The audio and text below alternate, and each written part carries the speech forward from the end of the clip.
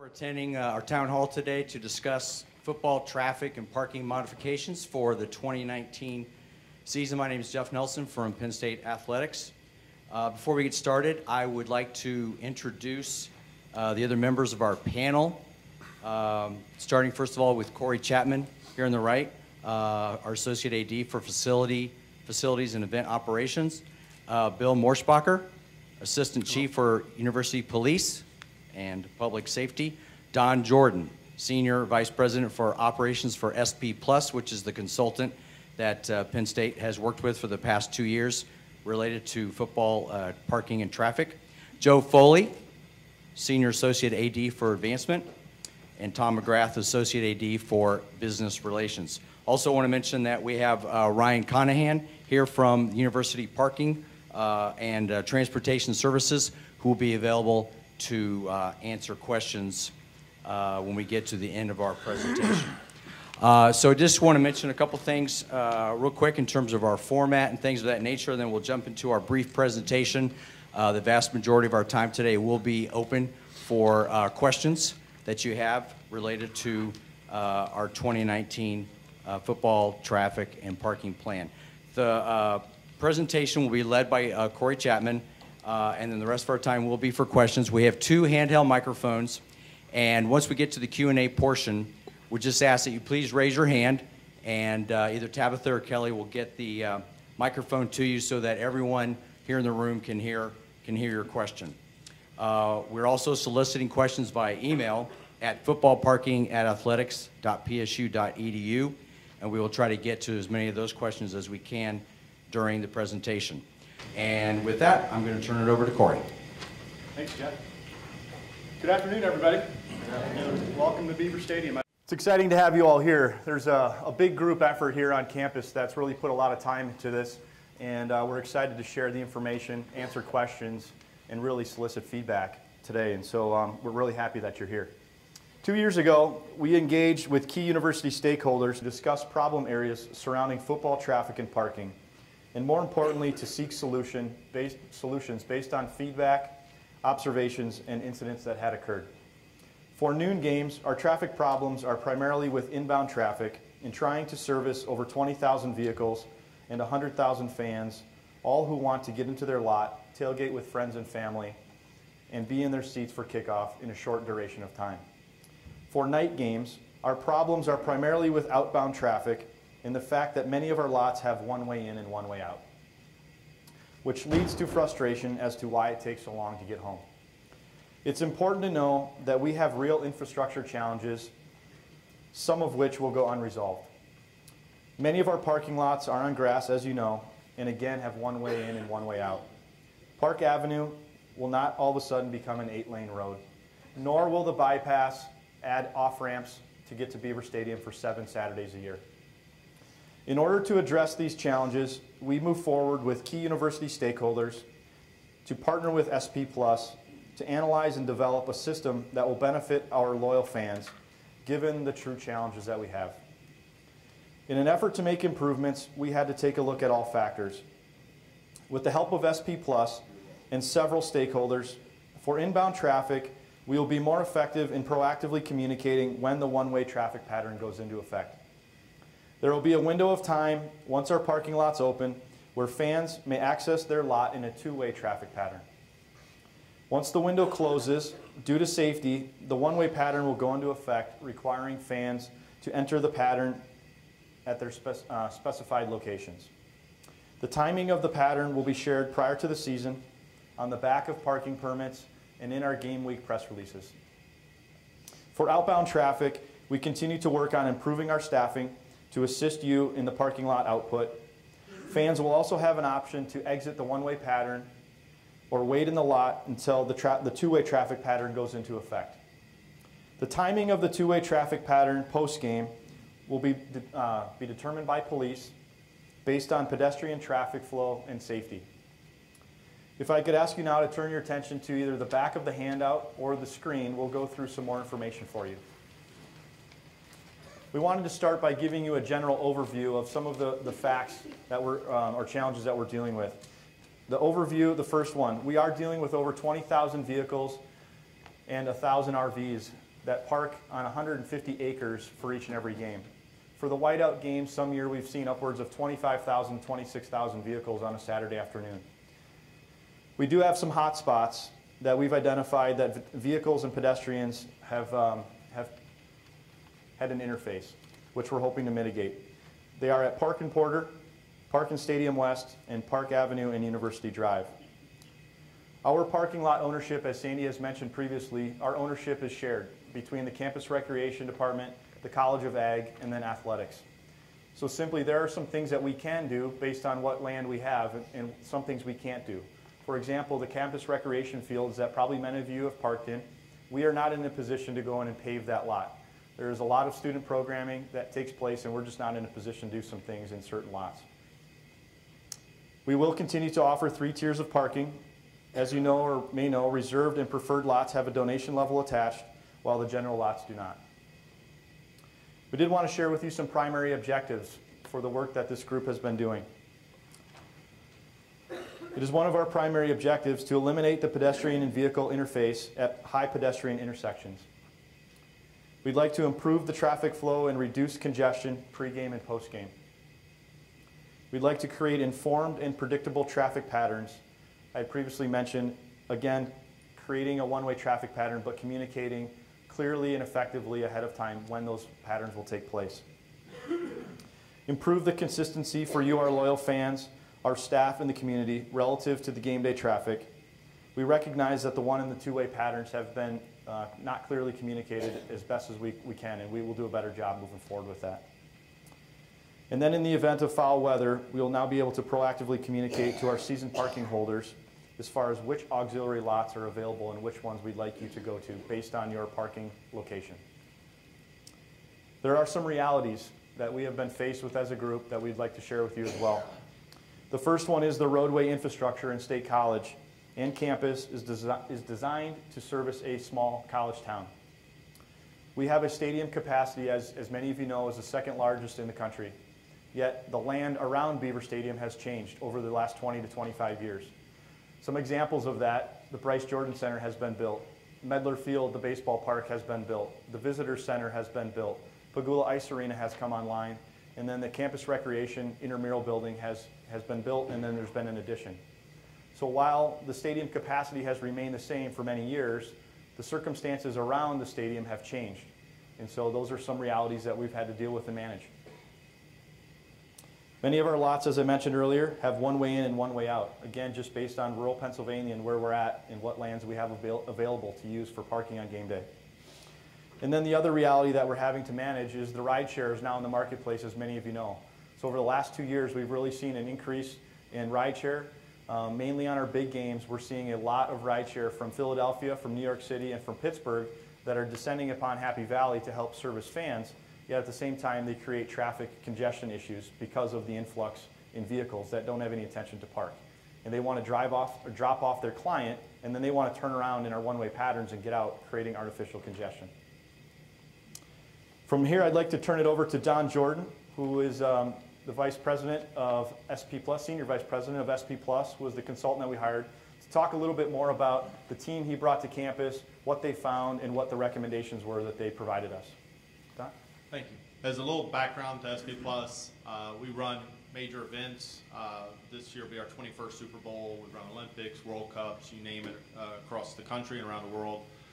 In addition to that, we run about 100 venues across the country for all the exterior operations, working with law enforcement, parking, traffic, transportation, pedestrian flow, signage communication, what have you. And then we operate about 30 university campuses as well on a day-to-day basis. I say that simply to get to the reality that every project we've gone into, every campus, every venue is different. They have their own nuances and own patterns that have grown over the years. And one of the more difficult things to assess is the individual characteristics of that venue and taking it to a better experience for overall population group, 100,000 people. How do you look at an operation like that and come up with a better operational plan to help the largest majority of folks coming in for the game? As we went through the process here, we started in November-ish of 2017. We looked at a couple of the games. We put our cameras up. We put our teams on the ground. to look at all those aspects, whether it be the traffic control at each of the intersections, whether it be the parking lot operations, entry, exit, the pedestrian flow, supporting all of which, and then the actual timings of the traffic lights, and how that all interfaced in the overall operation, and then how do you communicate it with the signage and communication to make things ideally go a little more smoothly. As we went through that, one of the first things we came up with was what we do at many venues is a 4-zone parking system. There's yet to be a venue that we've ever operated at that has the arterial capacity of the roadways to handle the crowd that comes in on a game day. It's no different here. It's a struggle anywhere we go to. For us, when we go through and put an operational plan together or help a client put their operational plan together, is look at it and say, the only thing we don't want to have is one artery sitting there empty while the other 3 are backed up 10 miles.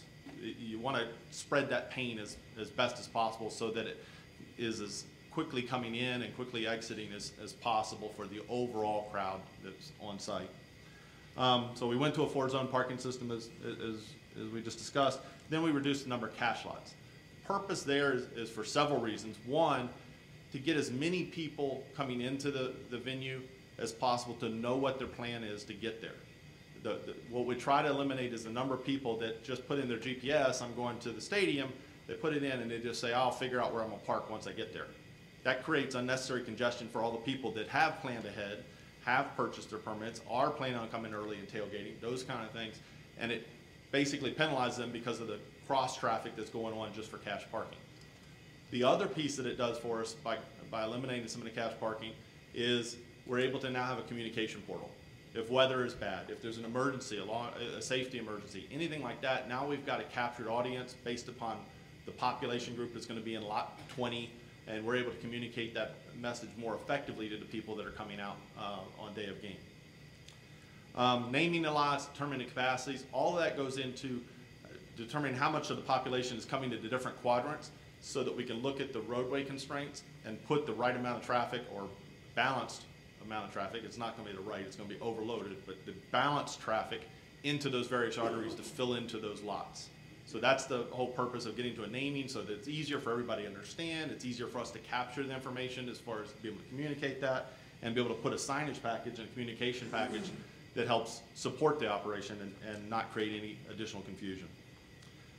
As we talked about the signage, it's more about being consistent and clear.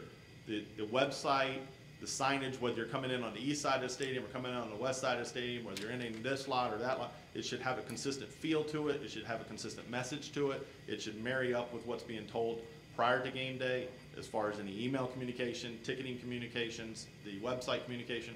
All of that should be one consistent message on day of game. And then the last is create a rideshare area because it's a growing problem. There's not a venue across this country, it's not an event that we operate that rideshare isn't becoming a growing problem on the footprint of the operation. We have operations that run as many 3,000 vehicles post-game. When you've got 2, 3, 4 people a vehicle, that's a lot of people trying to marry up with individual cars post-event. It's a real struggle to have the space to handle that, to have the roadway infrastructure to handle those vehicles coming on and off of the footprint. It's a real challenge, and it's something that has got to be addressed, or it'll impact everybody else's operation or everybody else's experience in the operation as well. We've had some severe situations similar to yours where you've got a 20, 25-year-old pattern in place. One of the more severe ones we've ever had to deal with is the Kansas City Chiefs, where they asked us to come in similarly. They had their own operator, they run their own show, but they wanted somebody to come in from the outside, take a look at the operation and see if there's something that can be done better. Well, they had a ring road going around the Royals and the Chiefs stadiums, 2 lanes going each way with a turn lane in the middle.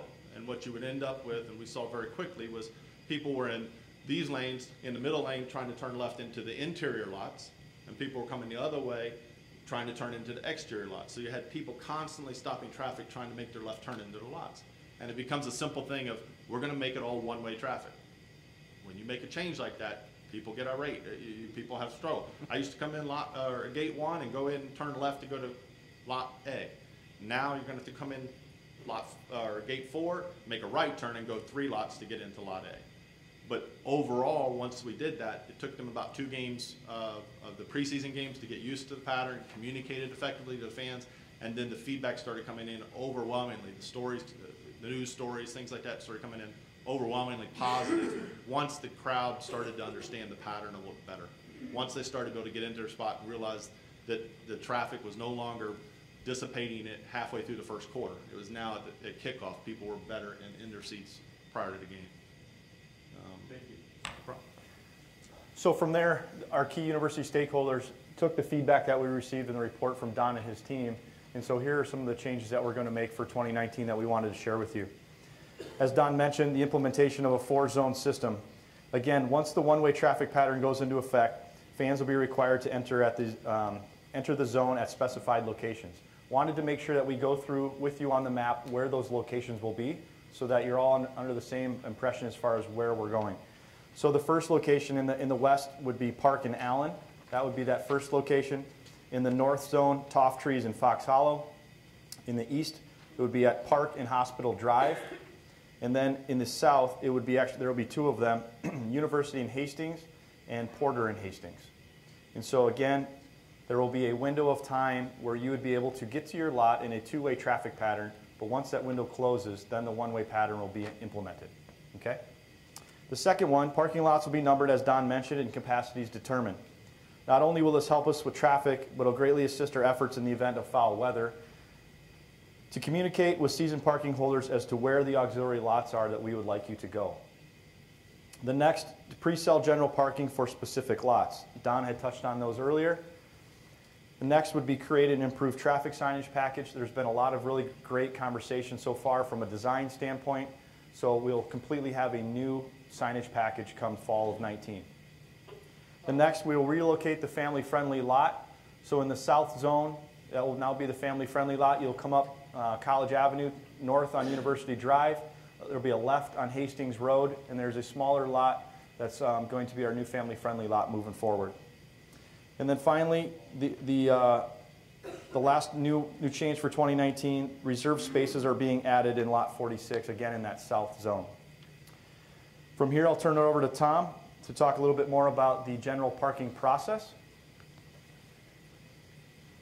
Each of you probably has had a season parking permit in a general zone, and in previous years you could come in from any direction.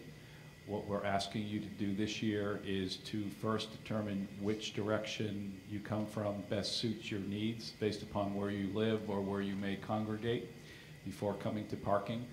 And once you have a directional area, north, south, east, or west, is to focus on a specific lot in that zone.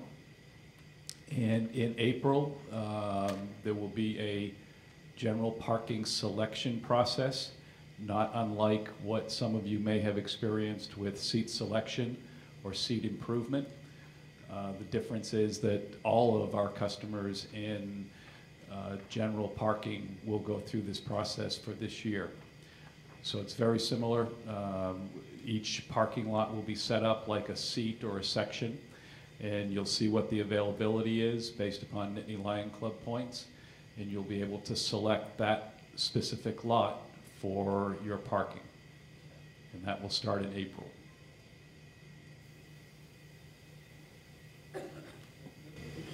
Okay, so at this time, we're going to open it up for questions. We do have 2 handheld microphones. We'd ask that you please raise your hand so that we can get a microphone to you.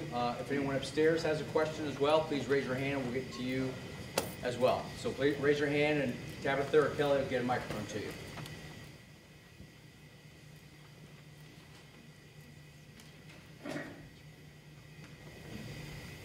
Yeah, question on your lot selection.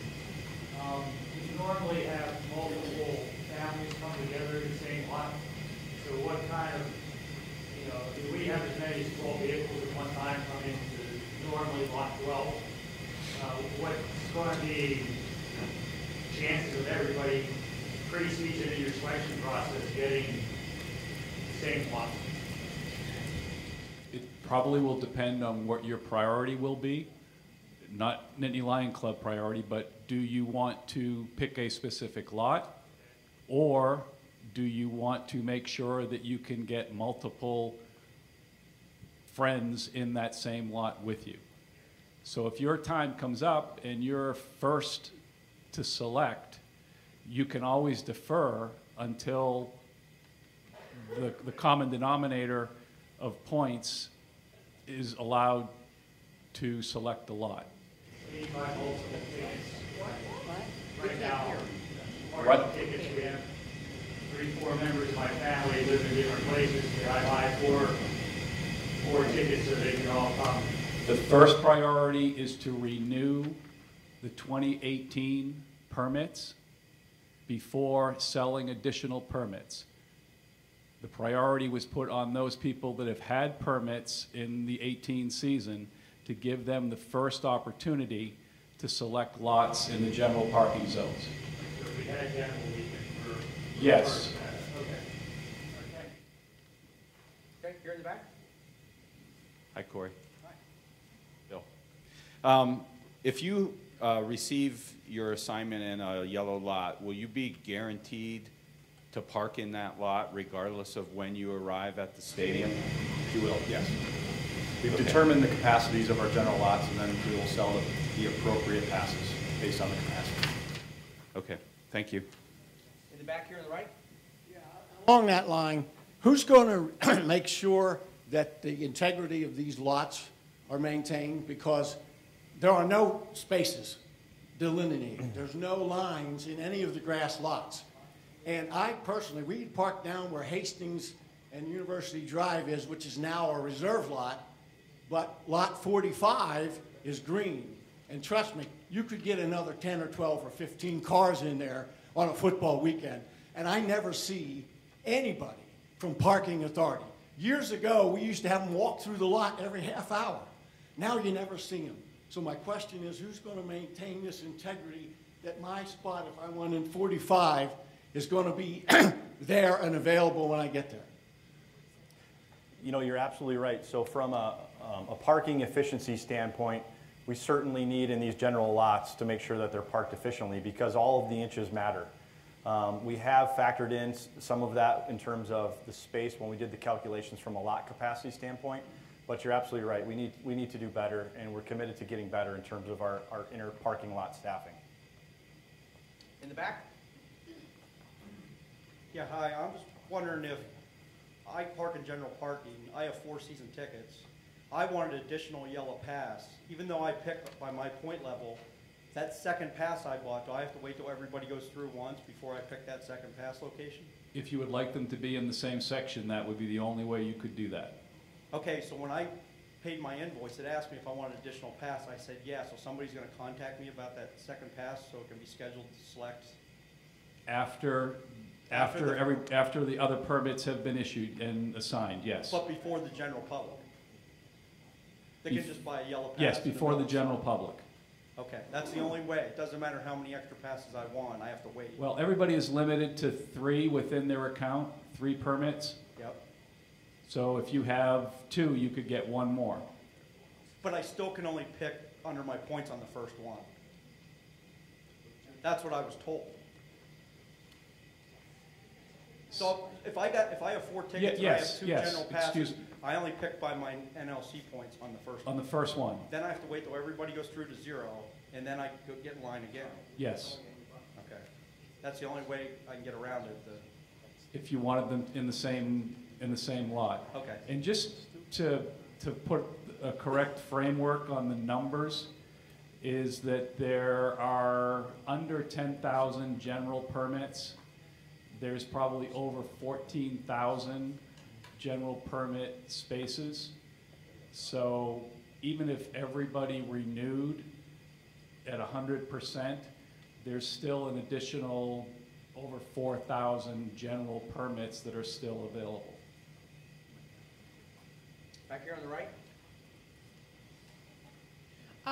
Every year, do we have to go through this lottery again, or once you pick your lot, you're good for as long as you keep your tickets? We anticipate that there's no change on that, that once you get in that lot, it would be like your seat.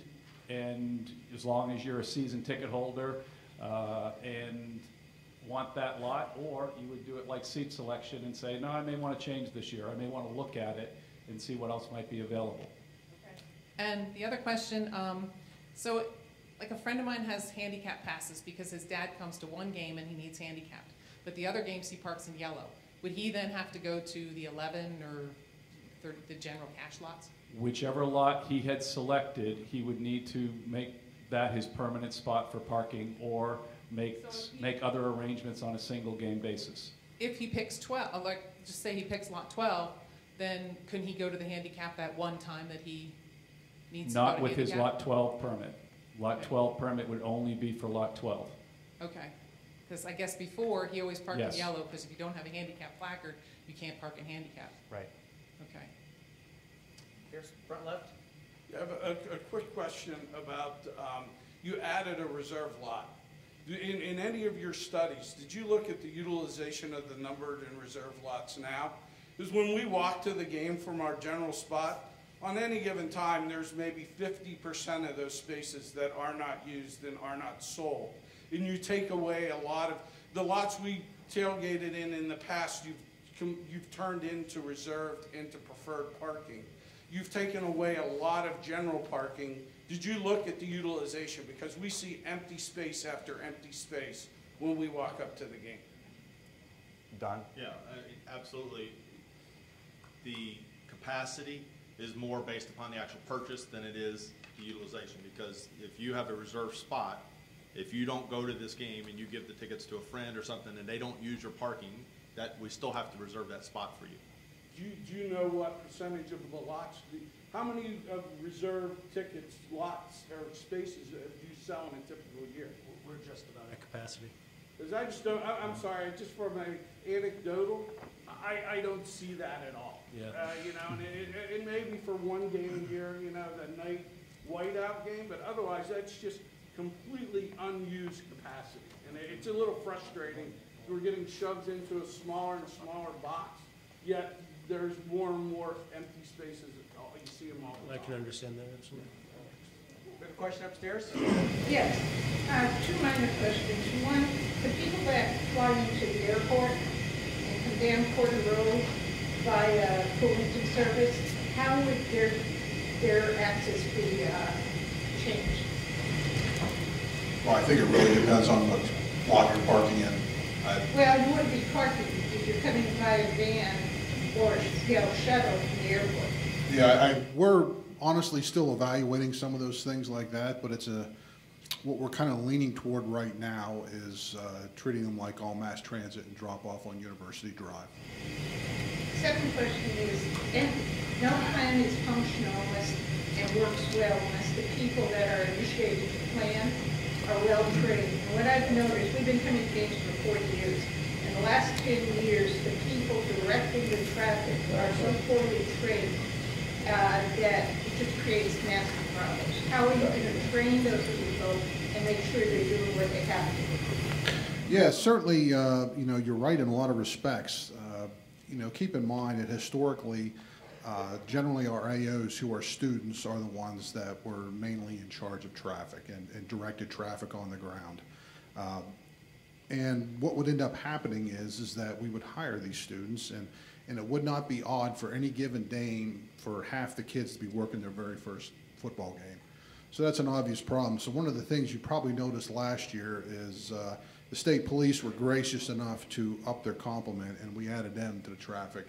Now, a lot of times too, they're in their first game, but one of the things that we hope to do with this, at least from my perspective, is to simplify you know, the operation. If you take a look at some of our existing signs, I mean, they look like lights on a Christmas tree. I mean, there's all kinds of colors, and it's very difficult to see, and we've heard the feedback. So one of the things that we're hoping to do is simplify it. So for example, if you take a look at this, if you're coming in from the west, your permit will have a big W on it, and then we know you're going to be going down there somewhere. So that's one of the things that is a hope for me, that it simplifies, it makes it easier to train staff. Here in the front, go ahead. Reflecting back upon last year's experience, I take it that there's been no change in, shall we call it, the rainy day program. So if you're in a grass lot, you're flat out of luck. Any chance of integrating public transportation in this process so that they could continue to be accommodated by parking out at Nittany Mall, for example, and just flat catching the bus coming in and parking near the Bryce Jordan Center in Pagula? You know, a lot of conversation, as I'm sure you all can imagine, as far as the foul weather and kind of what's been happening there. You know, obviously our intentions are to get you and all of your friends and family on campus. And so when that doesn't happen, it hurts us too. And so, you know, the first priority is to get you on campus. But again, like we mentioned earlier, there's some things within our grass lots that we can do and some things that we can't do. We currently are, with the lots that we do have that are under our jurisdiction, so to speak, we are under design for looking to make some improvements moving forward. But it's going to be something that we're going to continue to look at each year to improve year after year. But we certainly are hoping that the priority is to get you on campus. Can there be some arrangement with cattle, for example? So the cattle routes would be the same as last year. Yep. In the back? Oh, yeah, hi, thanks for looking at this problem, but my initial invoice that I paid early assigned me a lot. So you're saying I'm gonna get to select again, or can I change it? Because my initial invoice that I paid early to get extra Nittany Lion Club points did assign me a lot. I understand that there may have been the appearance that a general permit lot has been assigned. That is not the case. All general permit lots will be assigned in April, and you will be notified of that. I am sorry, the person that does most of the preparation is with our hockey team in Madison Square Garden tonight, so I don't know all the logistics of the Arctic system, but clearly I can assure you that if you have what appears to be an assigned general lot on your invoice, I believe it is a placeholder, and you will be asked to participate in general parking lot selection in April. Upstairs? Total fencing. And once the traffic becomes one way, how's that going to impact the Uber drivers? You know, Uber and the ride share in general, you know, as I think we've talked about before, has been a real problem for us. And as the numbers continue to increase, it becomes a problem. Generally what happens is the drop-off is far more difficult to deal with. So one of the things that we're trying to do is hopefully, again, with addition of state police, is to increase our numbers so we can actually stop those vehicles from physically getting in. Now, one of the things that we saw is they would buy permits and try to get in the lot. So we let them in the lot the first time, then they'd want out, then we stop them, and we'd have an argument at the lot entrance, because we cannot, obviously, if we're in one way, we can't have them going against the one-way pattern. So I can just tell you, Uber's a never-ending battle, and we're trying to figure out, you know, how to keep them out as best as possible. And we're trying to literally communicate all the time, as I'm sure Corey can tell you. Yeah, and I guess I would just add to that too, that, you know, we are working with Uber's management to make sure that the messaging within their app and to their drivers, they understand what they can and cannot do during game day. So those conversations are still being had. Okay, here in the front. Thank you. I appreciate, first of all, what you're trying to do here. We've been season ticket holders for decades, and we live 2 miles from the stadium.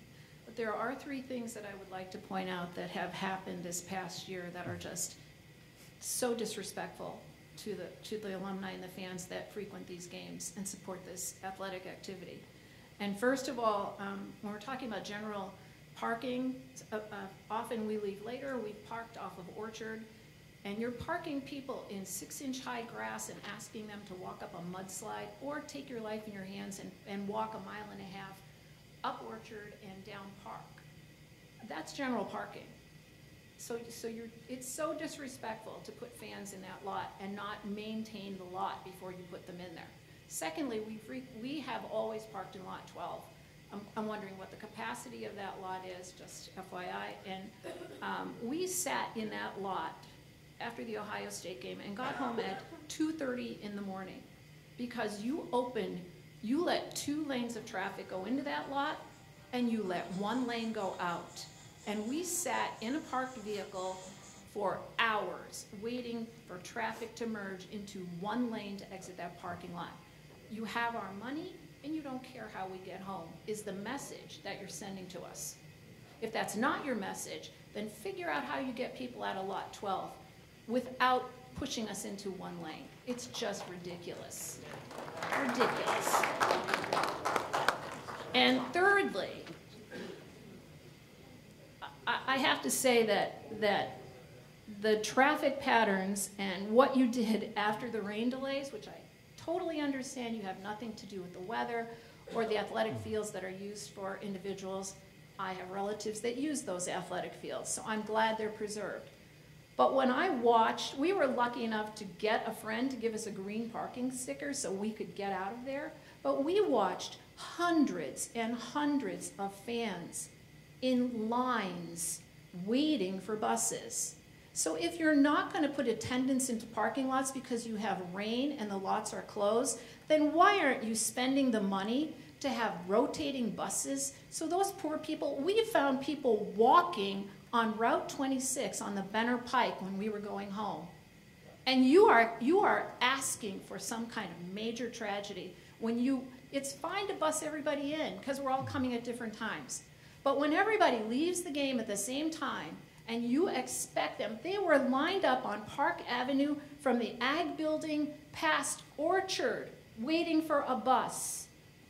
I don't understand what your method of thinking is there, and I really hope those three things are addressed, and particularly the exiting of Lot 12. Why would I have to sit in a lot till 2:30 in the morning when a game ends at 11 o'clock to get 2 miles home?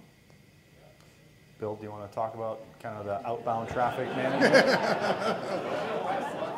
Thanks, Corey. I feel like I'm talking about a game that didn't go well. I could give you the short answer in terms of the capacity. Capacity is just under 2,000. So 2,000 cars going through the size of my garage door. That's So, what you're asking us to do. So here's kind of what happens on these night games that we don't really see it on any other game. Let's say it's a nice day. If it's a noon or a 3:30 game, people hang out, and not everybody tries to leave at the same time. At the night games, everybody wants out. It's, everyone's had enough.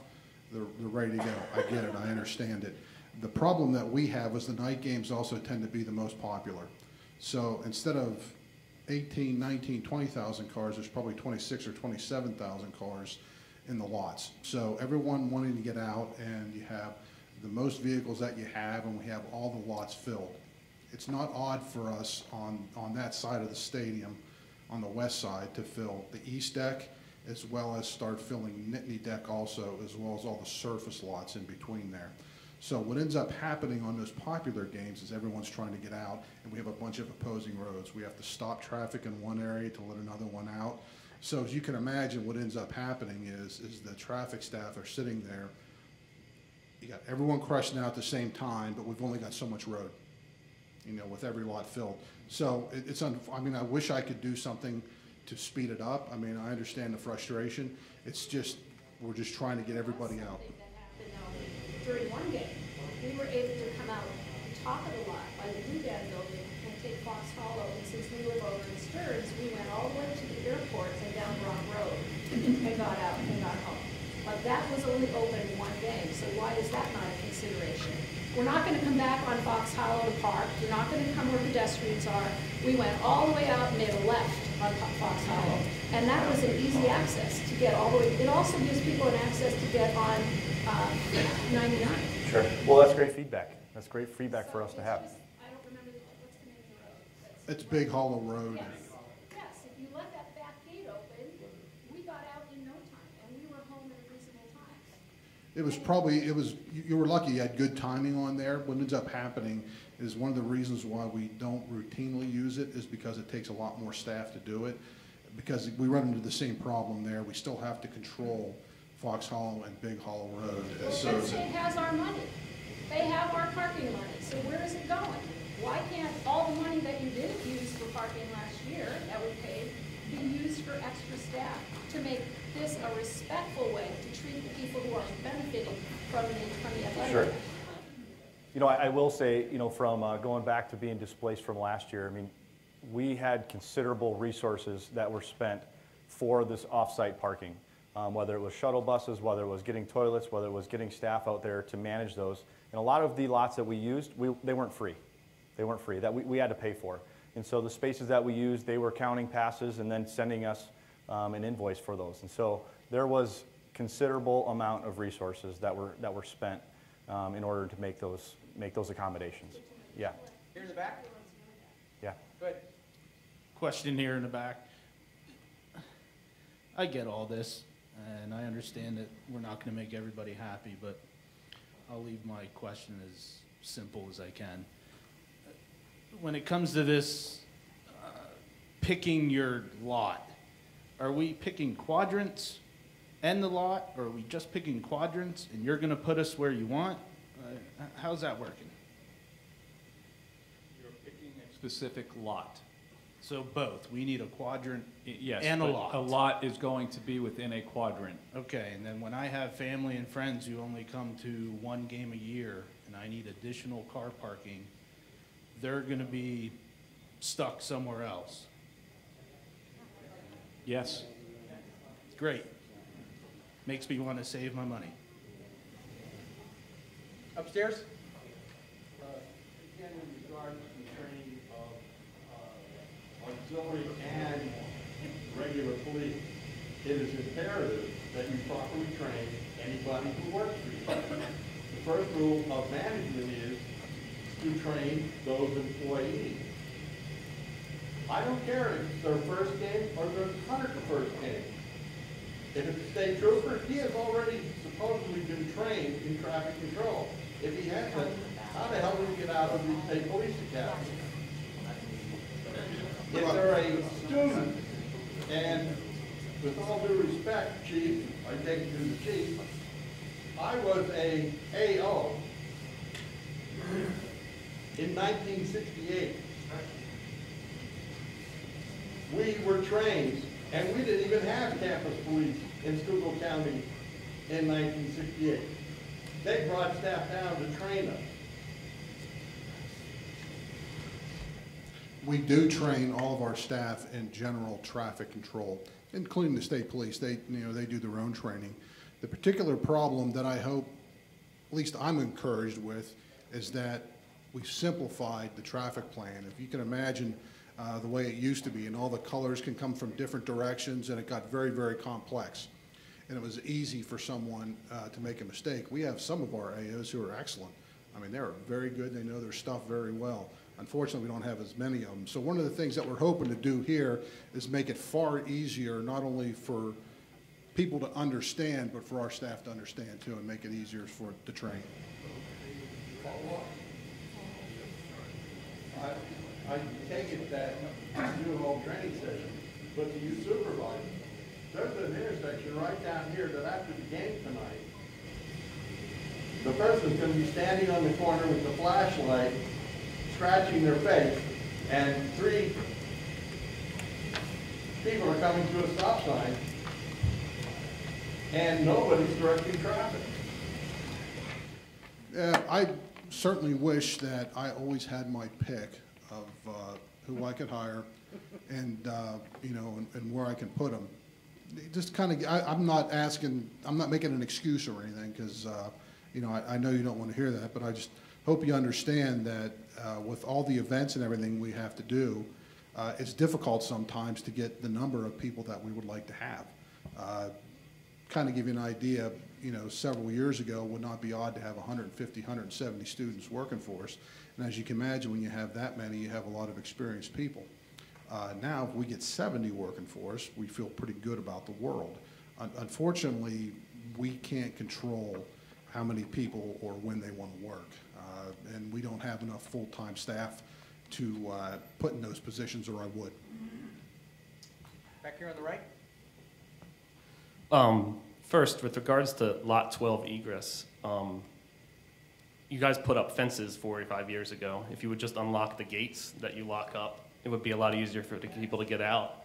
And more with regards to, Big Hollow Road not being open because you have to staff it with more people. You're going to have to staff all of these lots all day, every day now. So saying staffing problems are a problem rings pretty hollow, to make a bad pun.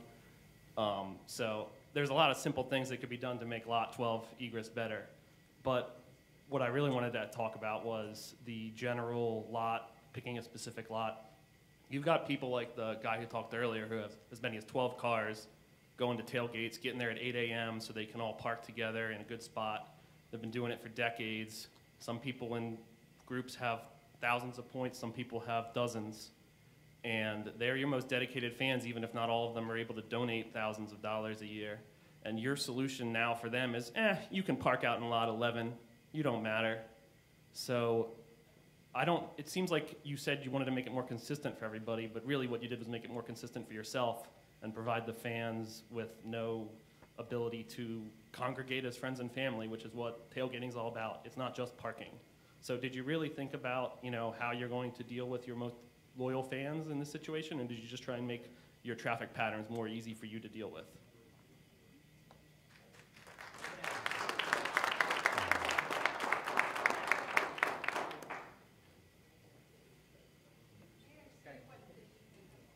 In the back? Go ahead. Go ahead.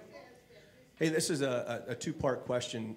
Corey, you mentioned in the beginning of your opening that there are 2 pressure points as far as start games, right? Start times, 12 o'clock and, 3:30. I wouldn't say 3:30 is a pressure point. I would say 12 o'clock and your night game is when people are trying to get out at the same time. Have you talked to, obviously we're working our way back to relevancy, right? And everybody wants to cover Penn State football, especially these big-time TV stations. Have you worked out with them, trying to work more 3:30 games or perhaps 3:30 to 6 o'clock games that may work? We'd love to have a little bit more control over the kick time, but we're at the mercy of the networks. A two-part question here. So my question has to do with, if you've looked and done your surveys, you see a lot of people come from New Jersey, Maryland, Virginia. Those people typically either drive in the day before or stay at the downtown hotels. So if I'm staying at the Hyatt and I want to cut through campus, how do I do that? Because it hasn't been a problem in the past. It looks like your roadmap it will be. Because going to Atherton is not a solution. It would depend on, I'm not sure where your lot is. We're not really restricting campus. You can cut through as long as you're not going against a one-way pattern once you get on Park Avenue. Okay, so say it's lot 12. Yeah. So Shortledge and Bigler. Yeah. So if I get into the flow up on Park, I'm fine. Yeah. Yeah, Okay. as long as you're going the same direction as the one-way. Okay, It doesn't thank matter you. where you come into it from. We used to always park in lot, well, it was 21, now it looks like it's 38. Now, opposite of what he's saying, are you gonna just cram us in there that by the time you set up a tent, you're right on top of the person next to you? Or is there still gonna be sufficient room that you could actually tailgate? And also, when you're in there, you always see people walking by buying parking passes. Now, I come in, I never sold one, but just say I would sell it to somebody. And that's going to be another car, or are you doing something with these passes that you won't be able to come into the lot twice? They'd come in, they'll go down, and they'll sell them on the highway coming up there after you get off exit 74. Plus, that stops traffic completely till everybody stops and buys their tickets or buys their parking passes. Sure. Well, I can take that. So we always sell a 9x15 parking space. And so there is room on the backside, which we factored into our lot capacities for a tailgating tent. We want to just make sure that we have an emergency drive aisle in each of our parking lots in case we need to get our first responders there. The second, could you remind me of your second question? The tearing or the scanning, right, as far as the passes? We do intend to barcode our permits this year. We ended up tearing last year. We heard a lot of great feedback on the tearing, and so we do intend to do some method. We haven't finalized what that is yet, but we do intend to try to. It does, yep, but we're also trying to protect the people who have purchased. You're scanning 20,000. It's just going to it's going to slow things down terribly, Corey. It's not the right solution. It's no slower than being in a lot where they take cash at the same time they take permits. That always slows you down. Upstairs here in the middle. My question is for Bill, I guess. I come from Appleton Street, I come from John's house, I go on Appleton Street exit. It seems like the past 2 years, you have it going in one way where we can get in right away, where if it's Toledo or Akron. But if it's a big game, you have it going only one way in and one way coming out. I'm sitting on Atherton Street down by Walmart waiting to turn at the light on Park Avenue for 2 hours because you only have it going in one way. What are you going to change this year or do different so I'm not waiting on Atherton Street 2 or 3 hours to get on Park Avenue? But it seems like if it's a big game, you have it shut down. If it's a crappy game, you have it going in one way.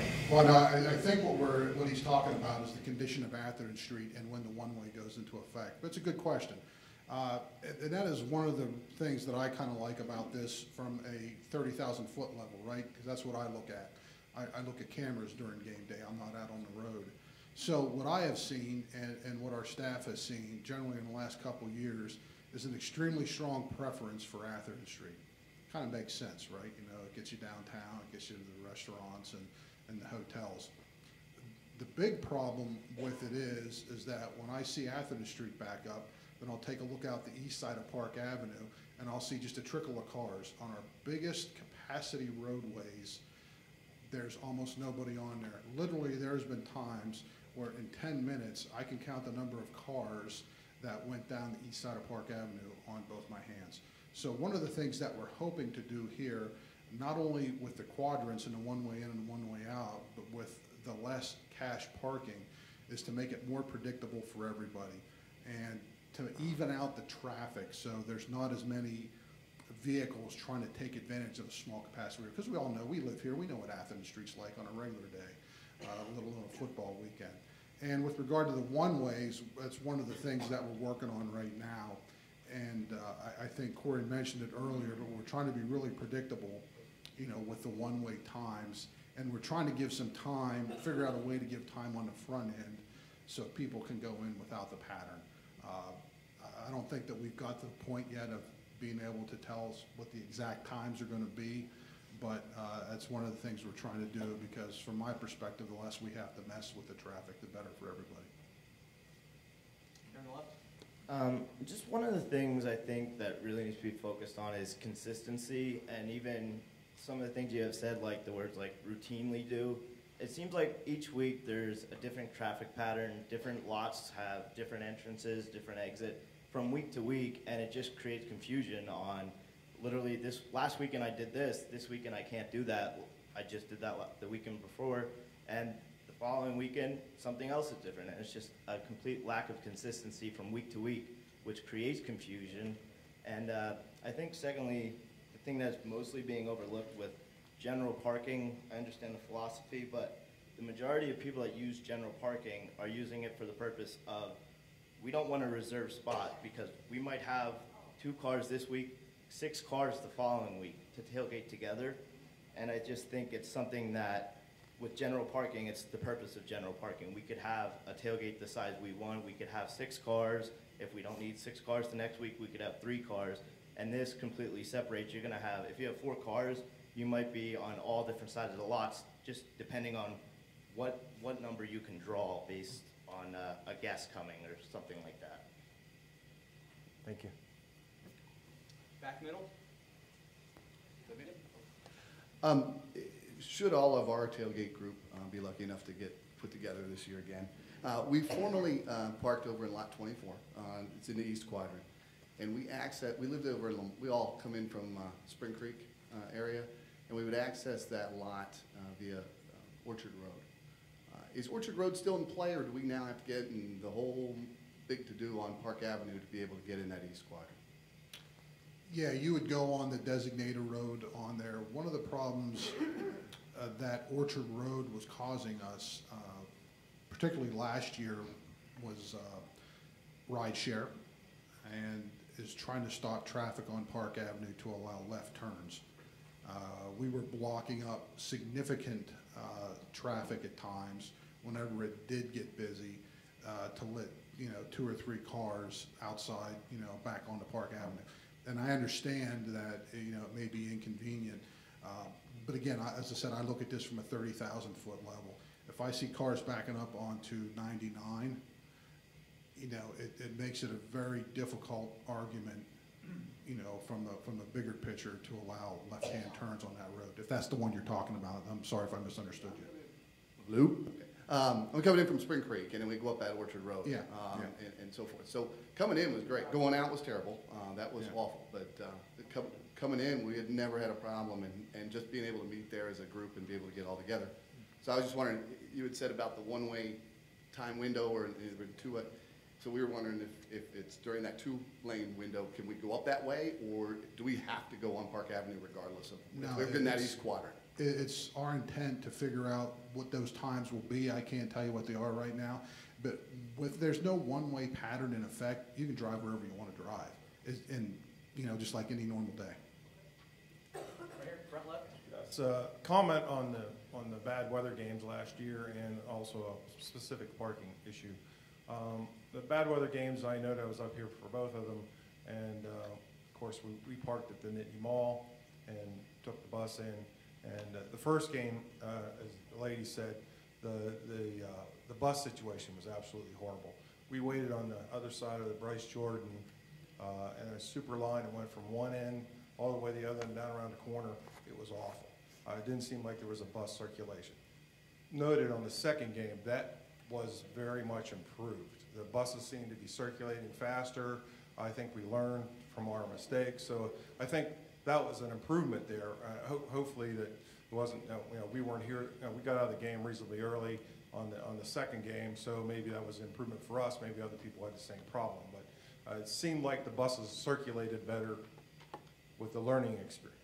And that was the comment on that. My specific comment is on lot 39. Of course, it's the one, we always park close to Orchard Road right against the fence. And we always come in the upper gate between lot 39 and the overnight RV. There is a gate on the lower end, and specifically on bad weather games or weather games where you've had rain, et cetera, that gate is always locked shut.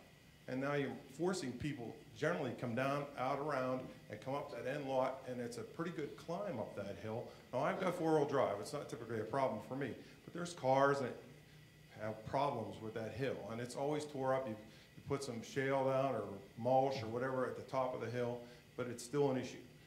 But the bottom gate, which sits right against lot 38, I know that gate's open too. I know it might be a little congestion there, but it might be safer if that bottom gate is open. In fact, you've done a good thing this last year. You actually put a pedestrian gate there because people were going out of lot 39, hopping over that gate, climbing over it. And we've seen quite a few people fall over it. But the pedestrian gate was added, which was a good deal. But maybe look at opening that gate in the future. Again, it bumps right against lot 38's gate too, but again, it'll help, especially late night and rain games, to get people out of that parking lot safely. Thank you. Appreciate it. Upstairs, and then we're going to go to the far right. We've already paid for our parking for next year, as I'm sure many other people have. If we decide we don't want to do this whole thing, is there a provision for us to withdraw and request to get a refund for the parking? Just contact me and we'll work with you with whatever works for you. I mean, we're not trying to force anybody into anything, and we're trying to be responsive. Far right? Just a couple comments. One, I appreciate all the challenges that you guys are faced in trying to make the game day experience better for all, and the efforts that you're putting forth to do that. I would say I'm a little disappointed that none of the bullet items up there in terms of priorities of what you're trying to take care of included the game day experience for friends and family to tailgate together. And I haven't heard anything yet today that kind of indicates that is a priority. So I'd encourage you to look for ways to continue to do that. My question is around some of the general lots where you're going to have to select the lots you want to be in. Do you have any plan for maximizing capacity in those lots? You mentioned lot 12. I think there's 2,000 capacity for 2,000 in that lot. And what I see happening is you'll fill that capacity for big games. Some of the earlier games, I imagine what's going to happen is you're going to have people that have designated that as the lot they want to park in, and they aren't going to be showing. So now you're down to 1,500, 1,600 people showing up on game day for that particular lot. And when many of us, again, who bring friends and family with us 1 or 2 games a year, those earlier games are the ones that they like to come to because they're not as popular, and it's much easier for us to tailgate together, and it's just going to really gall me if I come into that lot and you know, my 80-year-old parents have to park over and walk 3 miles in the general cash lot while there's, you know, 200-300 spaces in the lot where I'm parking. Sure. So, you know, I'd like to know what you think you might be able to do to maximize that capacity. You know, one of the things that we had taken into consideration in terms of the general lots was to pay for general parking in a zone versus a specific lot, and so that's just something that we've been kicking around internally. You know, like we mentioned earlier, this plan, like the old plan, will continue to be fluid and evolve over time. We'll learn things in year 1 that will help make better and better in year 2 and year 3, and so you know, certainly we're committed to listening and to seeing where we can make improvements, absolutely. There are people who have parked in those lots for decades who were not point earners because there was no seat equity when they started parking there. So when you base this on points, I have more points, and I've only been paying for 10 years seat equity, or however many years it's been with that.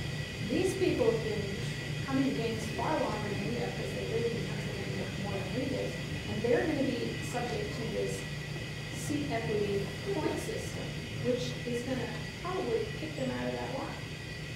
So I like your idea of saying, just make it a zone. You're going to park in a zone. What do you care if I'm in 12 or if I'm in 11? What do you care? We're all coming in the same way. We're all going to follow each other in the same way. We're all going to designate west parking. Why do you care what number we're going to be in?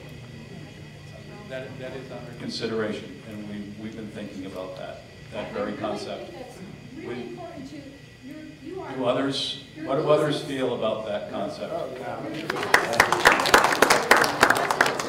that? The people that we come up here. Who wants to be in lot 11? And we get there for 1 hour, we've been there. I don't want to park in 11.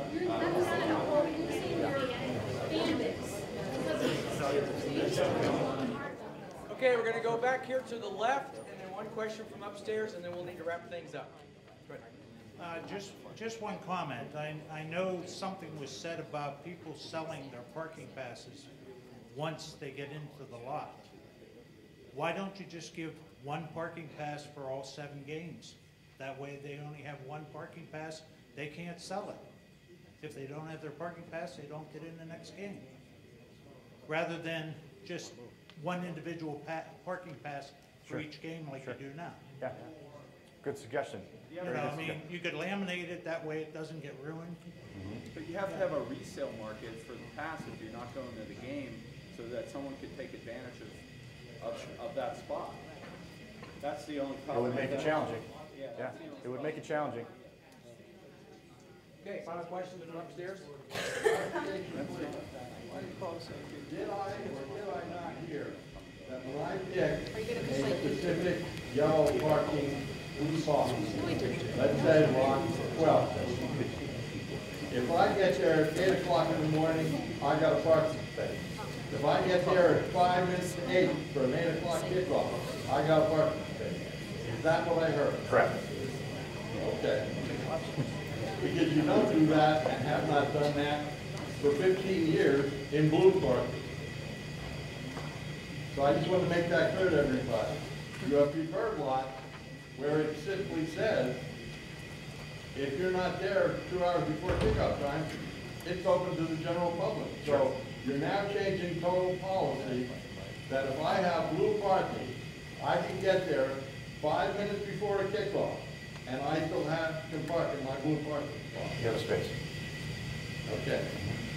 We'd like to thank everyone for attending our town hall this afternoon. Again, if you have questions, you can please call 1-800-NITNY, weekdays 8 a.m. to 5 p.m. We would ask that you please exit to the right, both upstairs and downstairs. Thank you and enjoy the rest of your day.